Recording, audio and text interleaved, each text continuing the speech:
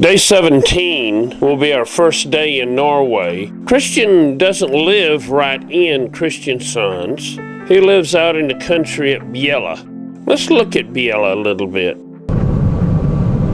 Now we are leaving Biella.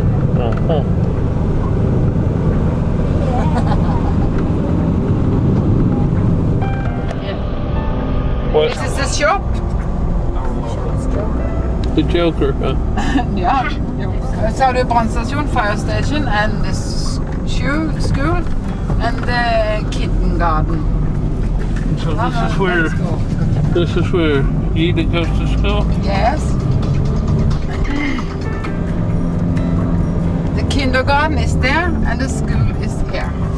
The house where Christian lives is up in the mountains in a small valley with a few other houses, set in a very beautiful location. And this is our room right here with the open windows. In the back is an old barn, and out front is Ida's beach.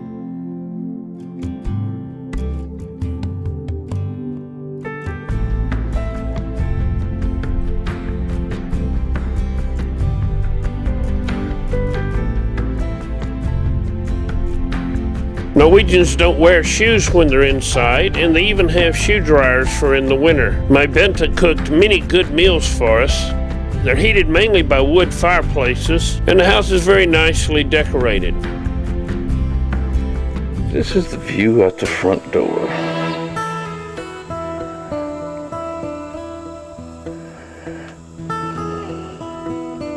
In Norway, you're not very far from seeing a spectacular scene, although Deborah didn't see very many in the morning. I'm going to go looking around some. Tor Alf operates heavy equipment and clears roads during the winter. The themes you find in Norway are trees, mountains, water, and farmland. The water is in various forms. Beaver ponds like here, but mostly flowing.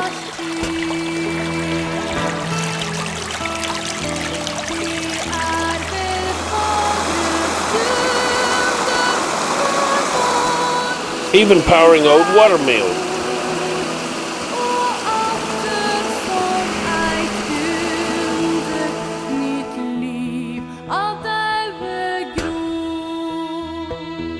The forest comes in many forms too, with forest glens,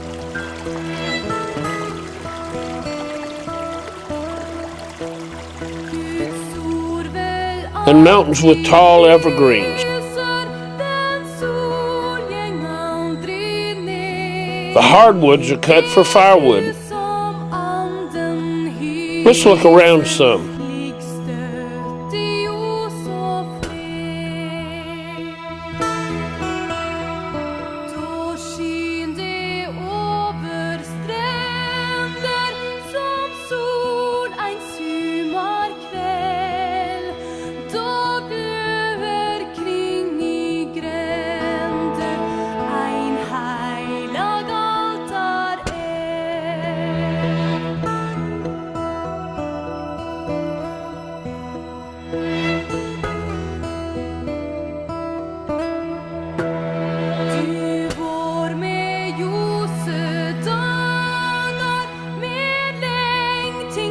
There's a camp at the end of the road, and they want to encourage people to go. It's interesting how they keep in cattle and other livestock with electric fences. Looks like a little ribbon placed around, but has a wire in it that'll shock you. Ida went too fast all the time, especially when she was driving. She was a really crazy person.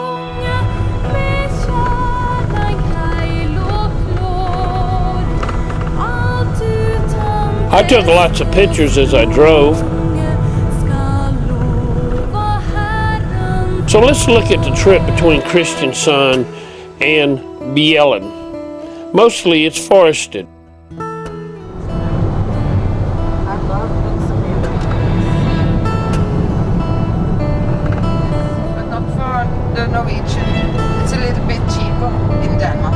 Okay. The oil or the food is cheaper.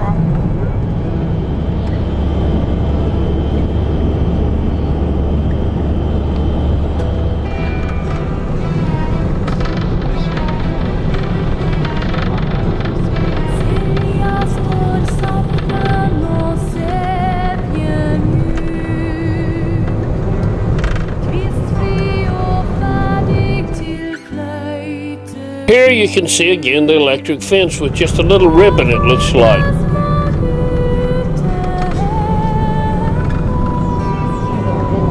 The road often follows water of various kinds.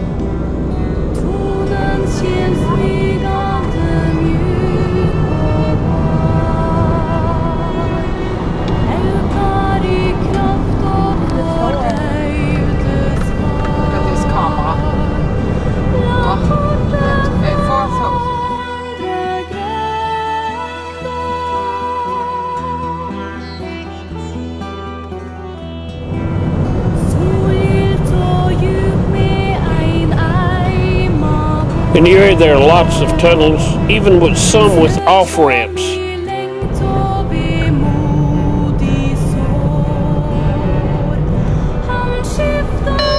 As we headed into Kristiansand, we could see the city there.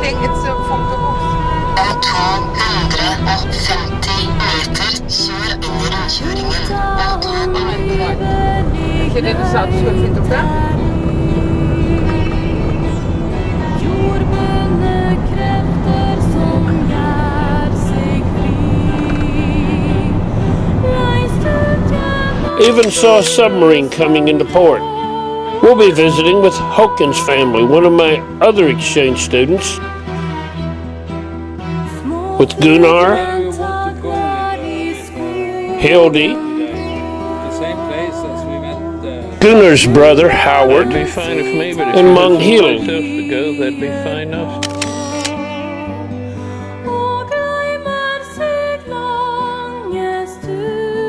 We'll be headed out to Helsen Island.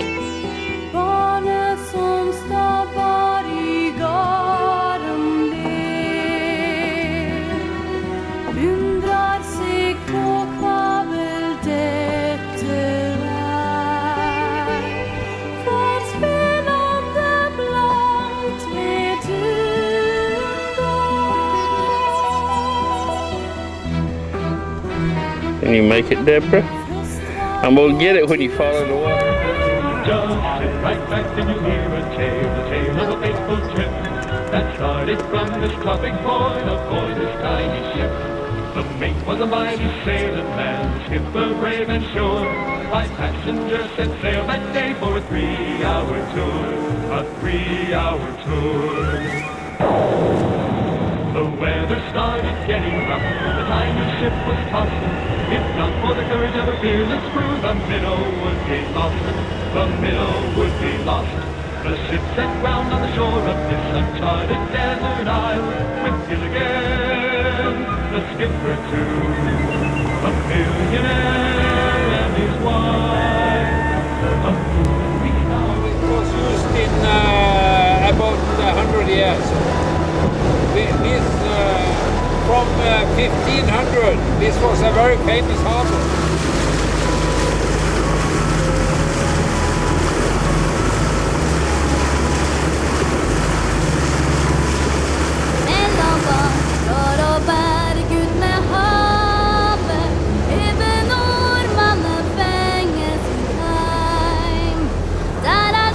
Last time I was here, I went to Vara Battery and saw how it operated.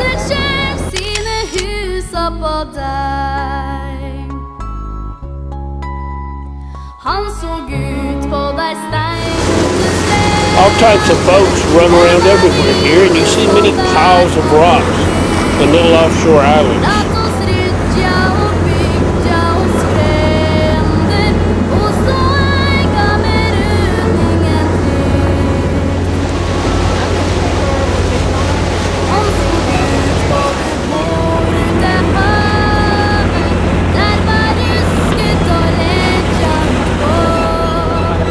We're heading up to the top of this.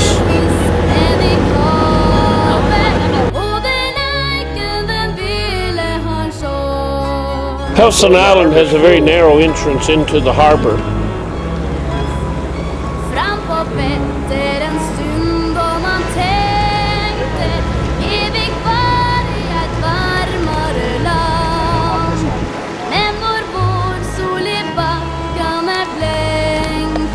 On the walls you can see the signs of the various kings and queens.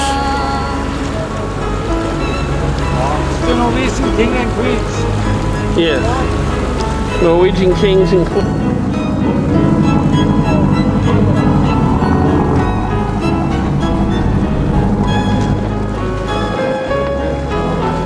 See, we have this little cove here, and we're going through that. Right over here, and go up to there.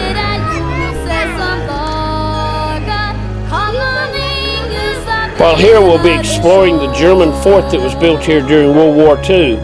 We'll follow the trails to the top.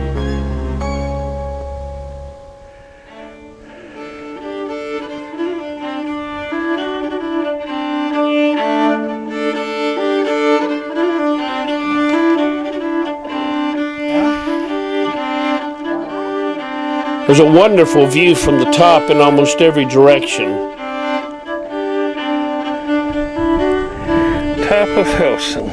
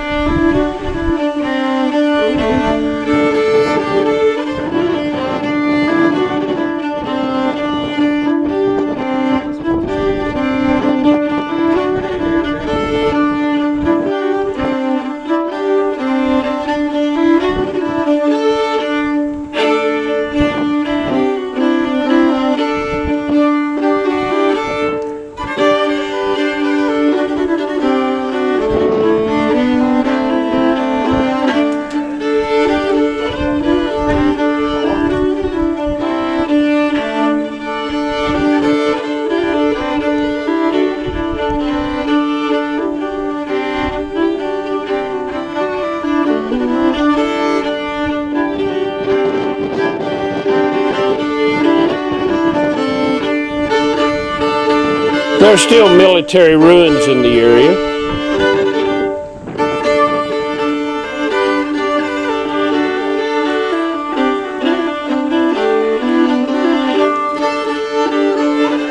And then we go back to the harbor for a little swim.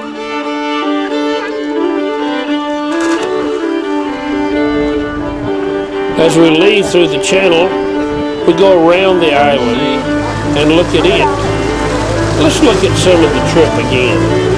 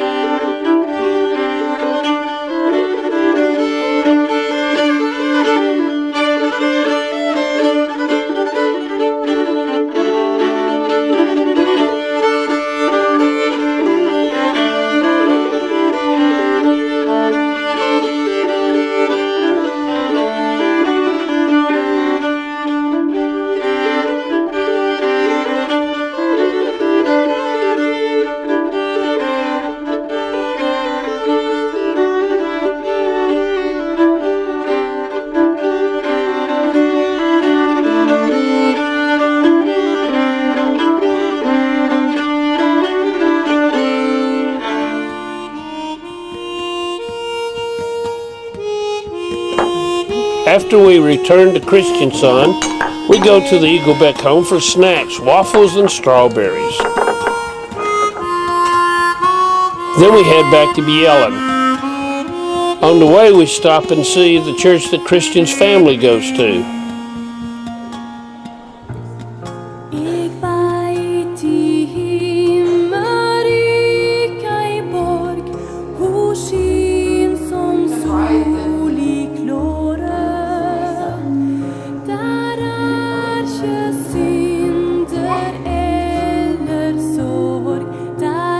Who's that preacher in the pulpit? No, this one. Why, that's Ida. We notice out in the cemetery the decorations at each of the graves, and then back to the house and off to sleep.